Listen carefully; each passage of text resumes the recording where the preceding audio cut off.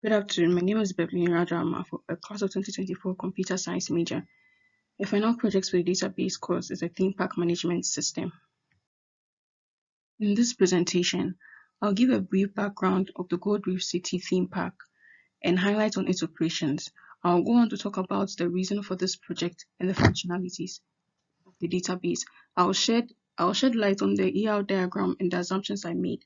Then I'll go on to the logical database design and finish up with my SQL data types and queries.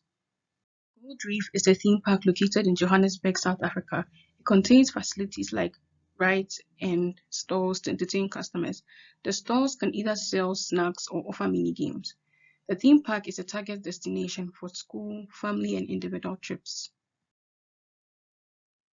Customers purchase tickets online before getting to the theme park. When a customer arrives at the theme park, his or her ticket is taken and replaced with a wristband, and a parking space is assigned if the customer used the car. A ticket is the entrance fee. The theme park has packages for groups, families, and individuals. These packages give the groups or individuals access to a combination of attractions at a cheaper price. Customer selection of package is done at the time of ticket purchase. There are security personnel in charge of keeping order at the various rides in the park. Customers can visit any stall to get a snack or play a mini game. The theme park has a hotel on site that provides accommodation for customers who need it, and employees perform maintenance checks on various rides at intervals to ensure safety of customers. Management of Gold Reef City Theme Park wants a database system that will help them efficiently track the most used rides and stalls and packages in order to make changes when necessary. The system should keep track of the number of years an employee has worked so bonuses and rewards can be given to long-serving employees. Management also wants to keep a record of employees who are in charge of various ride maintenance.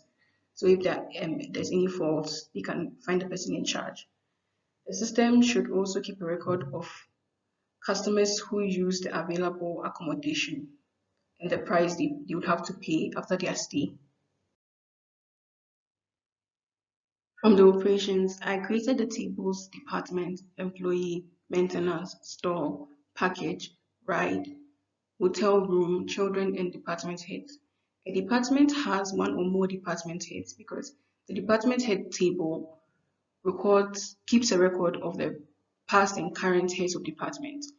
And a department head is an employee, but an employee can either be a department head or not. Employees undertake one or many maintenances, and the maintenance can be undertaken by one or many employees. This many-to-many relationship was decomposed by creating the maintenance employee table. The employee table has a mandatory or specialization with intern and full-time. This means that an employee can either be an intern or a full-time employee. A ride is used by one or many customers, and a customer can use zero, one, or many rides. The many-to-many relationship here is also decomposed by ride customer table. Customers can live in a hotel room if they want to, and a hotel room can be lived in by exactly one customer at a time. A customer subscribes to exactly one package, but a package can be subscribed to by many customers. A customer can visit zero, one, or many stores, and a store can be visited by zero, one, or many customers. Store customer table was created to decompose this many-to-many relationship. Customers can have zero, one, or many children, and a child can be had by exactly one customer. This table was created especially for customers on the family or school package. These are the assumptions I made concerning my database system.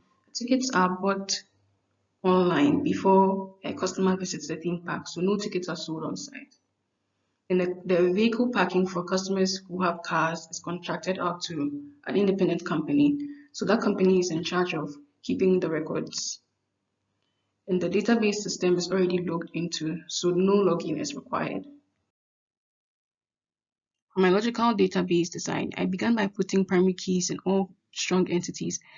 The tables, intern and full-time, are not strong entities, but a specialization of the employee table. That's why the employee ID is posted in those tables.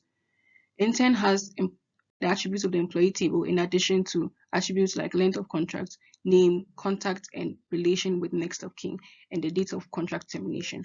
Full-time also has additional attributes being the number of dependents an employee has, the bonus amount, and the leave days in the year. Under the ride table, fear factor represents how scary a ride is on a scale of 1 to 10, with 10 being the most scary and 1 being the least scary.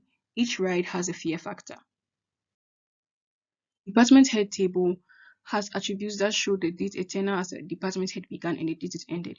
The department ID was posted in this table because of the one-to-many relationship between department and department head. HOD, representing employee ID, is posted in this table because of the mandatory participation on one side of the relationship between department head and employees.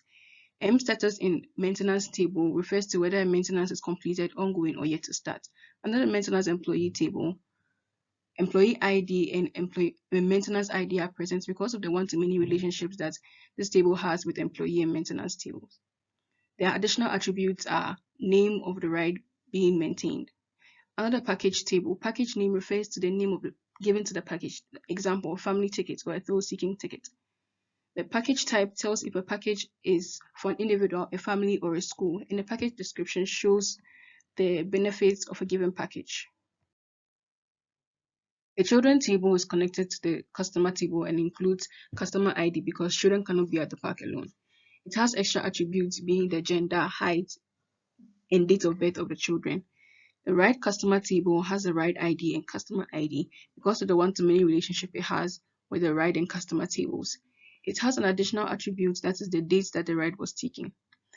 The hotel room table has the customer ID in it due to the kind of relationship it has with the customer table, and has additional attributes being the room number, price of room per night, check-in date, and expected checkout date.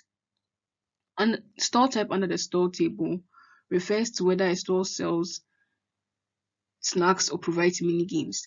The store customer table has the store ID and customer ID once again due to the one-to-many relationship it has with the store and customer tables.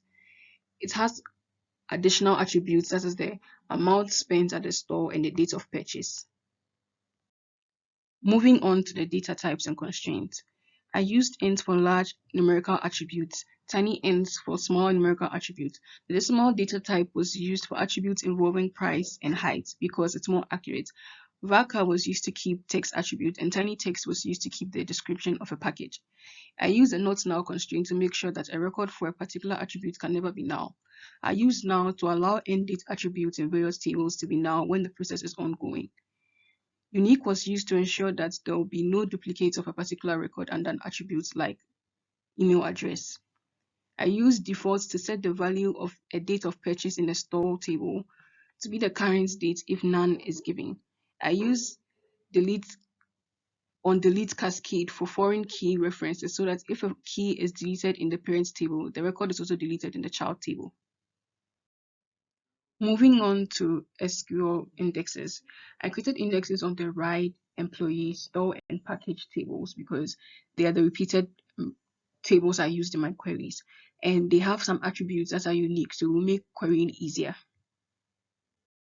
Moving on to the queries, in order to calculate the total price of a room depending on the number of days spent in it, the date function was used. It takes the expected checkout date and the check-in date and multiplies that by the room price and gives it as a total amount. To find the most frequented ride within a particular year, a count was done on the ride customer table where the ride date is between January 1st, 2022 and December 31st, 2022. In order to track the employees in charge of various rides, maintenance employee table was inner joined by an employee and maintenance tables to provide the maintenance ID, employee details, and the ride name. A count was done on the package table inner joining the customer table to find the most used package.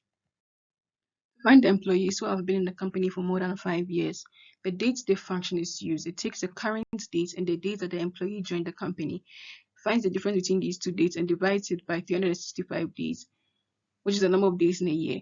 And if this result is greater than 5, that record is returned.